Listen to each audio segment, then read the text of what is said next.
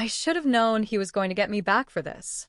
I thought I was teaching him a lesson, but all I really did was give him the perfect reason to show me exactly how wrong I was. It started with something simple, something petty, if I'm being honest. I ignored his birthday. Completely. No morning kisses, no cute little notes, no surprise dinner plans, no happy birthday text.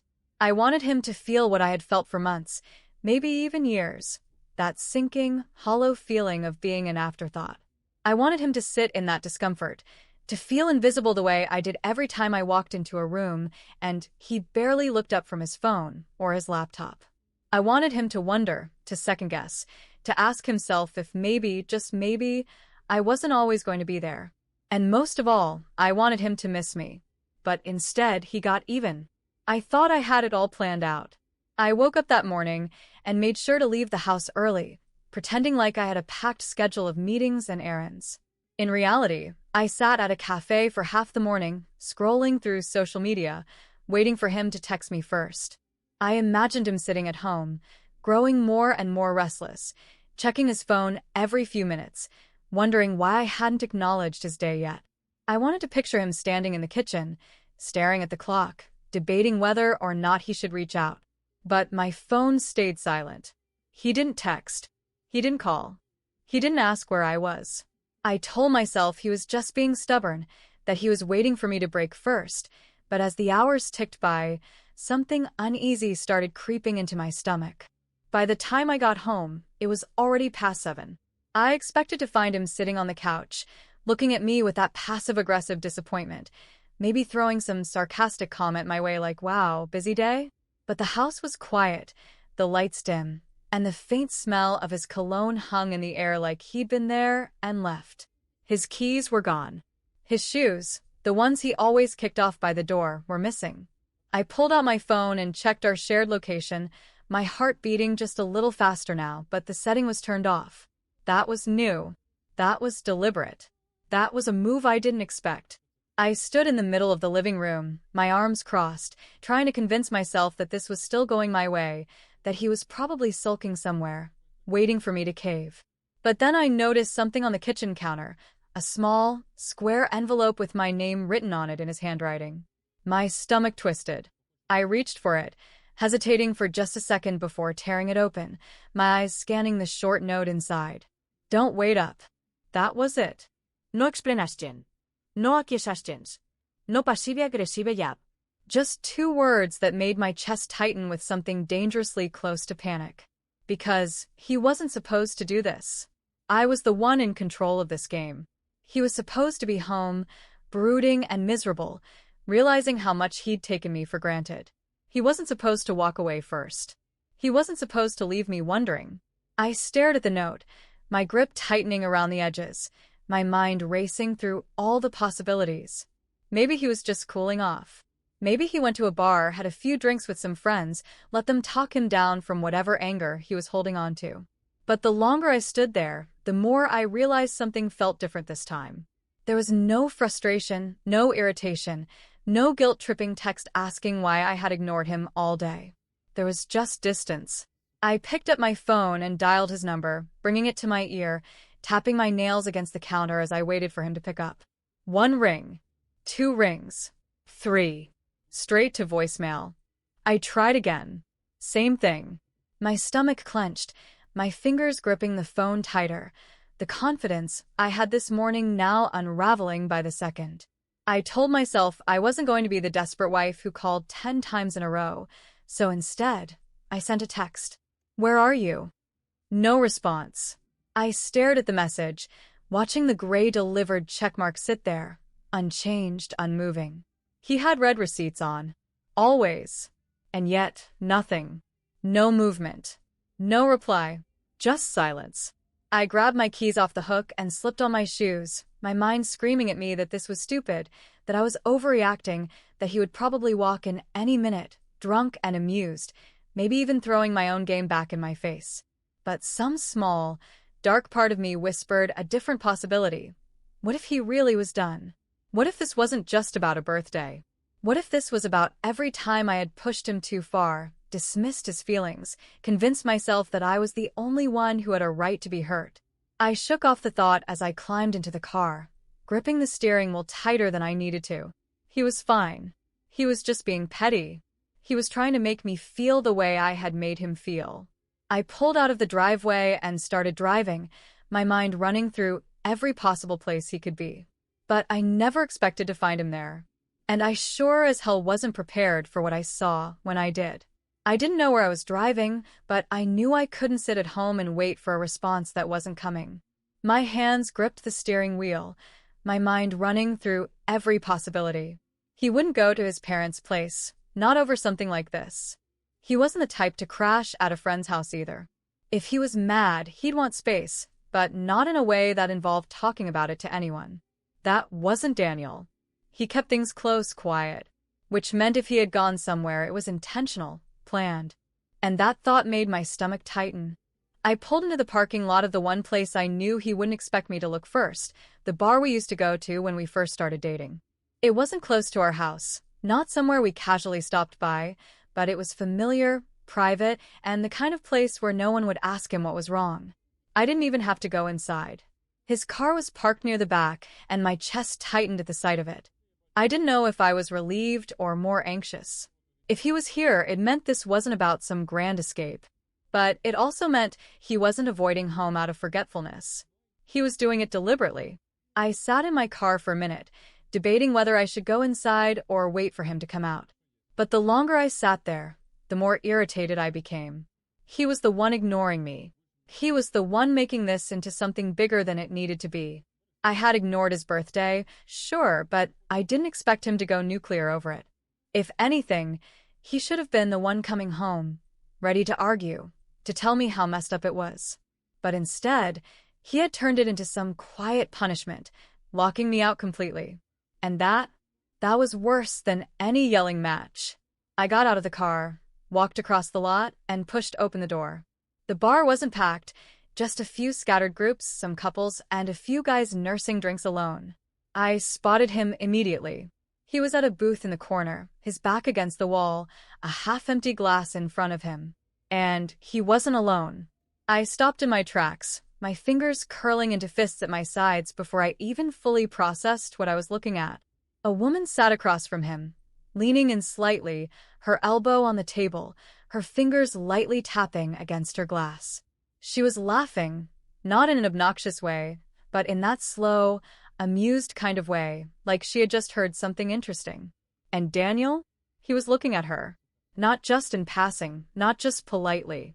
He was actually looking at her, engaged in whatever the hell conversation they were having, his expression relaxed in a way that sent a sharp stab of something unpleasant straight through my chest. I didn't even think. I walked straight up to the table, stopping just beside it, my voice sharp and clear enough to cut through whatever moment they were having. So, this is where you've been. Daniel looked up at me, and for the first time in a long time, he didn't look caught off guard. He didn't look guilty or defensive. He looked tired. Not the exhausted from work kind of tired, but the kind that made my stomach twist because it meant something else.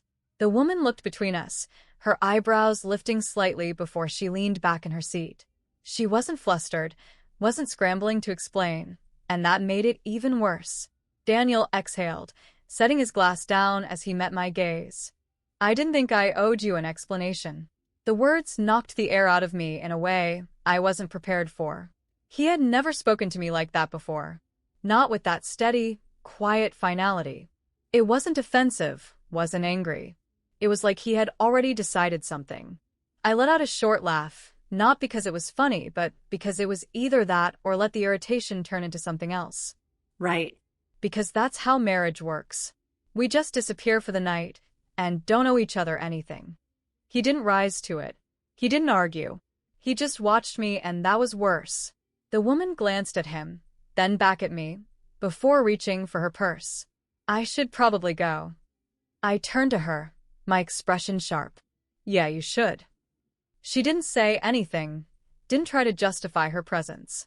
She just slid out of the booth and walked toward the exit, leaving me standing there, staring at the man who was supposed to be pissed at me, not the other way around. Daniel ran a hand down his face, sighing. What are you doing here, Olivia? I crossed my arms, my nails digging into my skin. Oh, I don't know. Maybe because my husband turned his location off, left a note like we were roommates instead of married, and then ghosted me the entire night. And now I find him here, drinking with some woman instead of, I don't know, being at home where he's supposed to be. He nodded, like he had expected every word. You ignored my birthday, Liv. I rolled my eyes, even though my chest felt tight. Oh, Daniel, I didn't murder your dog. I missed a day. One day. And you decided to turn it into this whole dramatic thing, like I don't care about you at all. His jaw clenched slightly, but his voice stayed calm. It wasn't just a day. You knew what you were doing. You wanted to hurt me, and you did. But I think what really got me, what really made me step back, was realizing that you didn't expect me to do anything about it. You just thought I'd take it. That I'd sit there and let you teach me whatever lesson you thought I needed to learn, like I wasn't allowed to have my own line in the sand. I opened my mouth, then closed it because I didn't know how to argue with that. Because he was right. I had expected him to take it, to sit in his discomfort, and then eventually come back, apologizing, making it up to me, proving that he cared. But instead, he had done something I never saw coming. He had removed himself from the equation. I swallowed, my voice quieter than before. So what? You came here to get back at me? To make me feel what you felt? Daniel shook his head. No. I came here to remind myself that I don't have to be in a relationship where I feel like an obligation. His words landed like a slap, sharp and sudden. My breath hitched, my hands tightening at my sides. That's not what this is. His expression didn't change. Isn't it? I wanted to argue. I wanted to tell him he was overreacting, that he was blowing things out of proportion. But as I stood there, watching the way he was looking at me, steady, calm, like he had already accepted something, I felt something I hadn't expected. I felt afraid. Because for the first time, I didn't know if I was the one in control anymore. I wanted to keep fighting, to throw something back at him, to remind him that what I did wasn't nearly as bad as what he was doing right now, sitting in a booth with some random woman, looking at her like she was interesting, like she had his full attention, like she wasn't just an afterthought. I wanted to tell him that no matter how upset he was, this was worse, that disappearing without a word and turning his phone off was immature, that he wasn't punishing me, he was making himself look pathetic. But the words didn't come because deep down I knew he had a point, and that pissed me off more than anything. Daniel didn't look away, didn't fidget or shift uncomfortably under my stare like I expected him to. He just sat there, waiting for me to say something, to give him an excuse to argue, to explode, to make this situation easier by giving him a reason to be the bad guy. But I didn't want to give him that. I straightened my shoulders, exhaling through my nose, and forced myself to keep my voice steady. So, what now? You gonna sit here all night, getting drunk with some woman you barely know, pretending like that's gonna fix whatever it is you're feeling? His lips pressed into a thin line, and for the first time, he looked away, just for a second, but it was enough. I don't know, Olivia. Maybe I just needed a break. I scoffed, shaking my head as I crossed my arms over my chest. A break? From what, exactly? From the wife who has been putting up with your emotional unavailability for years? From the marriage you clearly checked out of long before today? If you wanted a break, maybe you should have said something instead of pulling this passive-aggressive disappearing act. His jaw tightened, and for a moment, I thought he was going to snap, that he was finally going to yell, to give me something to work with, something to fight against, something to remind me that at least he still cared enough to get angry. But he didn't. He just let out a slow breath and pushed his empty glass to the side. I didn't disappear. I just stopped making myself available to someone who only notices me when she wants to prove a point. That hit harder than I wanted it to, and I had to force myself not to react, not to let him see that his words had landed exactly where he wanted them to. I clenched my fingers around my arms, digging my nails into my skin as I tilted my head, forcing a smirk I didn't feel. That's cute, Daniel. Real poetic. Maybe next time you can practice in the mirror first, make it sound even more self-righteous. He let out a short, humorless laugh, running a hand through his hair as he shook his head. See, this is exactly it. You don't actually want to fix anything. You just want to win. You want to make sure you're always the one in control, always the one with the upper hand, because the second you feel like you might not have it, you lose your mind. But here's the thing, Olivia. I'm tired of playing your game. I'm tired of feeling like I have to wait for permission to be upset. I'm tired of sitting there, letting you dictate how things are supposed to go, while you act like your feelings are the only ones that matter.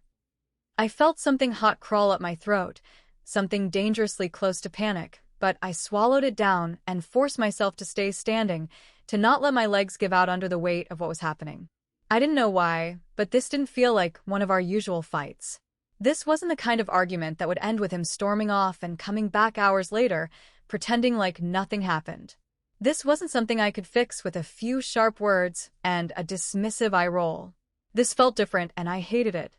I straightened my spine, lifting my chin as I narrowed my eyes at him. So, what? You want a divorce? Is that what this is? You want to sit here and act like I'm the villain in all this, like you haven't been just as distant, just as emotionally unavailable, just as responsible for how we ended up here? You want to put it all on me so you can feel justified when you walk away? Daniel's face didn't change, didn't show any hint of hesitation or doubt, and that scared me more than anything. Because if he had looked unsure, if he had looked like he was just talking out of anger, I could have worked with that. But he didn't. He looked done. He exhaled, rubbing a hand over his jaw before meeting my eyes again. I don't know what I want, Olivia. But I know I don't want this. Not like this. The words knocked the breath out of me in a way I wasn't prepared for. My chest felt tight, my hands were shaking, but I clenched them into fists, refusing to let him see any of it. I wanted to scream, to demand he take it back, to tell him that he wasn't allowed to be the one to decide when this was over. But I couldn't force the words out, because a small, ugly part of me wondered if maybe he was right, if maybe we had both been dragging something along that had been dead for a long time. I took a slow breath, forcing myself to keep my voice calm, even if everything inside me felt like it was unraveling. Fine. If that's how you feel, then don't bother coming home tonight. Daniel studied me for a long moment, his expression unreadable, like he was trying to figure out if I was bluffing. Maybe I was. Maybe I wasn't. I didn't even know anymore. But finally, he nodded once, slow and deliberate. Okay. That was it. No argument, no hesitation, no second-guessing. Just one word, and then he was grabbing his jacket, tossing a few bills onto the table, and walking past me without looking back. I stood there for what felt like forever, my entire body stiff, my breath caught in my throat, my fingers numb. I had wanted to teach him a lesson, to make him feel something, to make him realize how much he needed me. But instead, I had given him the perfect reason to walk away. And for the first time, I wasn't sure if he was ever coming back. I should have left first. I should have been the one to walk out, to slam the door on my way out of that bar, to make him feel like he was the one scrambling to fix this. But I didn't move. I stood there, watching as he walked away without looking back, without hesitation, without anything that made me feel like there was even a part of him that regretted what he just did. He didn't turn around, didn't wait to see if I'd chase after him, didn't stop like maybe he'd changed his mind. He just left. And for a full minute, I couldn't move. My nails dug into my palms, my heart pounded in my chest, and I kept telling myself to do something, say something, make it clear that this wasn't how things were supposed to go. But I didn't.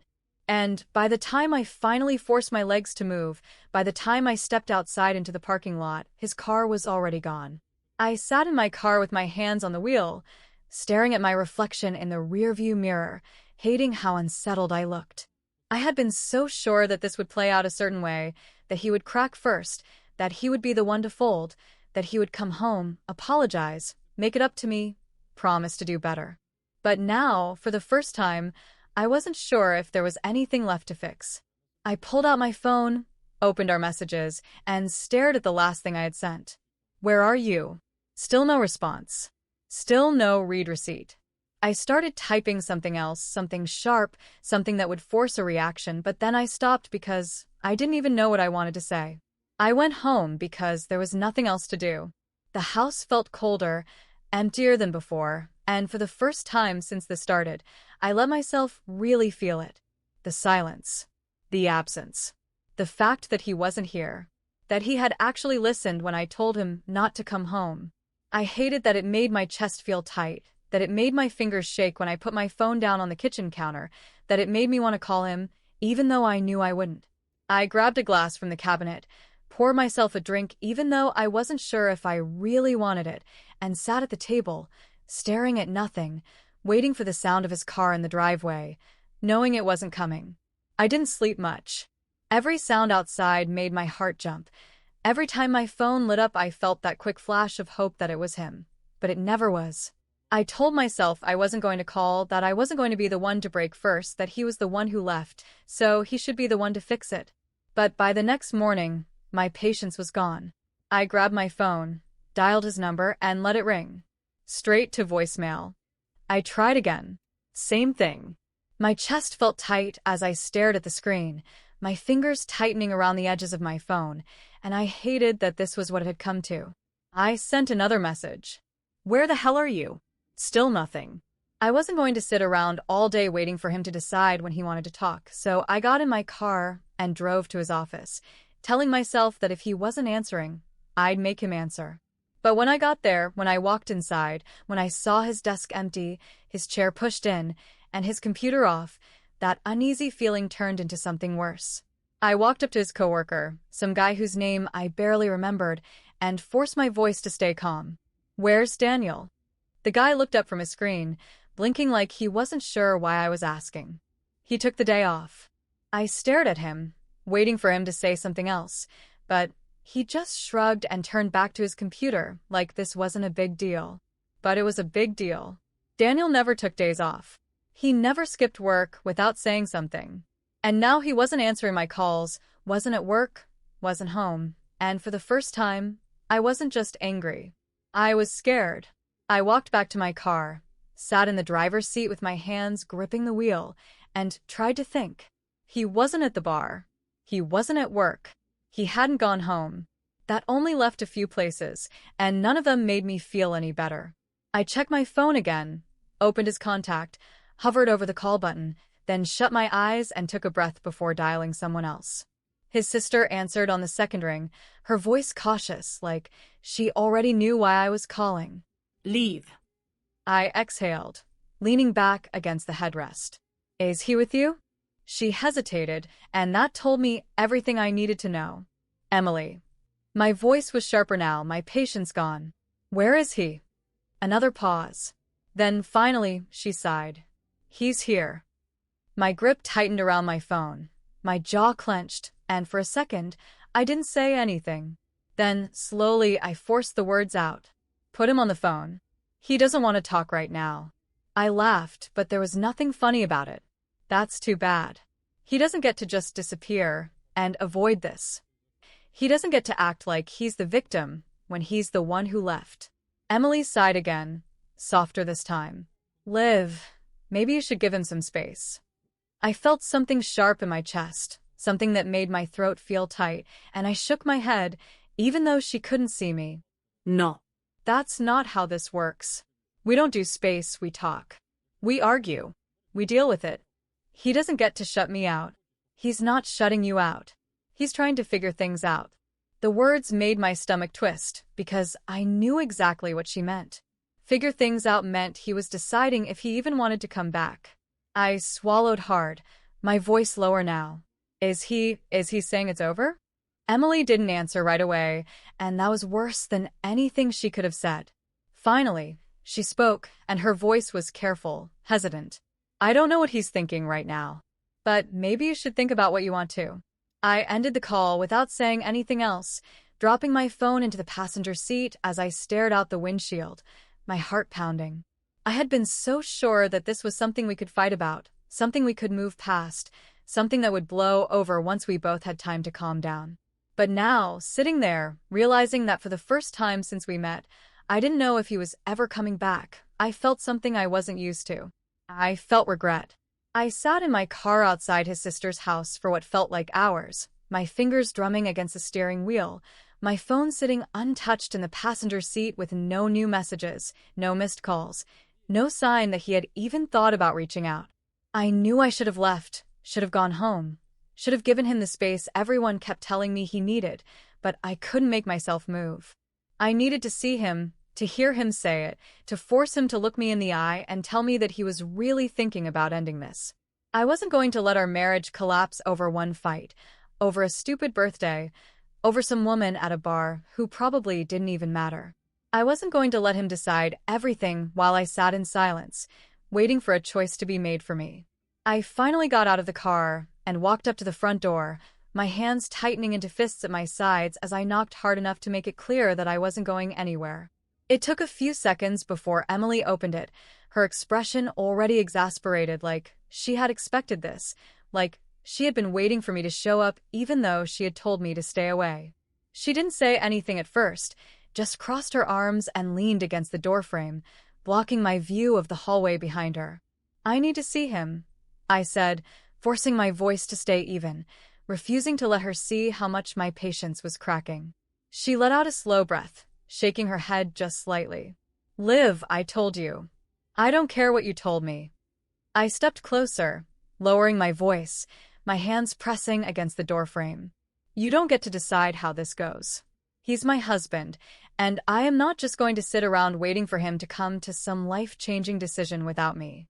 Emily didn't move, didn't look away, didn't even flinch at the sharpness in my tone. "And what exactly are you going to do, Liv? March in there and demand he fix things? Push him into a conversation he clearly isn't ready to have? Do you really think that's going to make him want to come home?"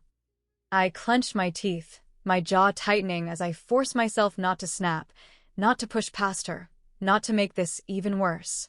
He's the one who left. He's the one who turned his phone off. He's the one who refuses to talk to me. And now, what? I'm supposed to just sit back and accept it? Let him decide whether or not my marriage is worth fighting for without even having a say in it.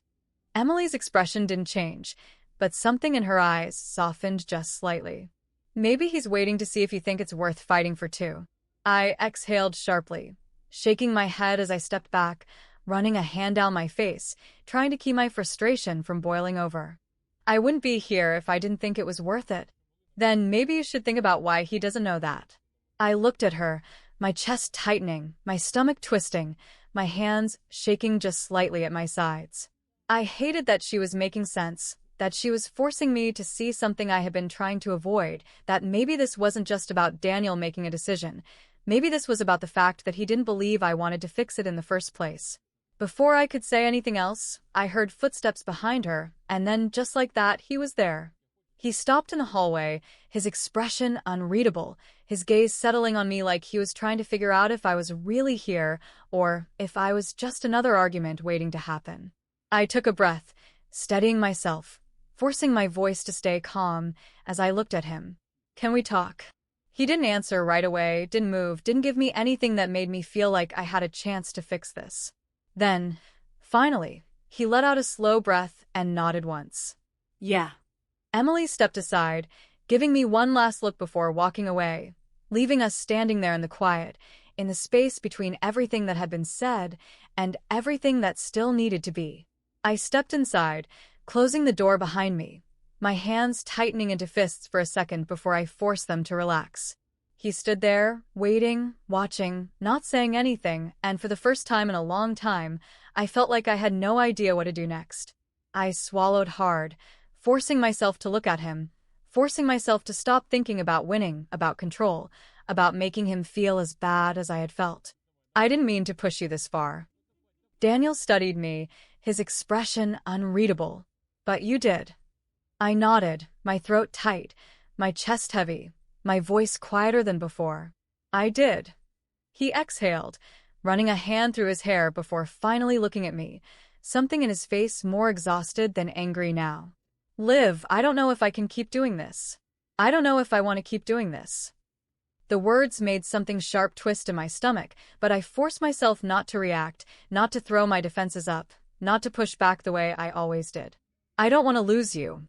Daniel's jaw tightened slightly, his hands pressing against his sides like he was keeping himself from saying something he wasn't sure if he'd regret.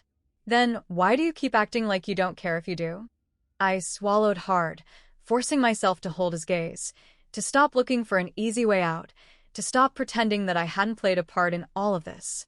Because I was afraid that if I didn't, you'd realize you don't want to be here anymore. Daniel's expression didn't change, but something in his posture shifted, something in the tension between us cracked just slightly. And what if I already have? I felt my breath catch, my heart hammering against my ribs, my fingers curling slightly as I forced myself to say the one thing I had never been good at saying. Then tell me how to fix it. He stared at me for a long time, his gaze searching, his shoulders tense, his breathing steady but controlled.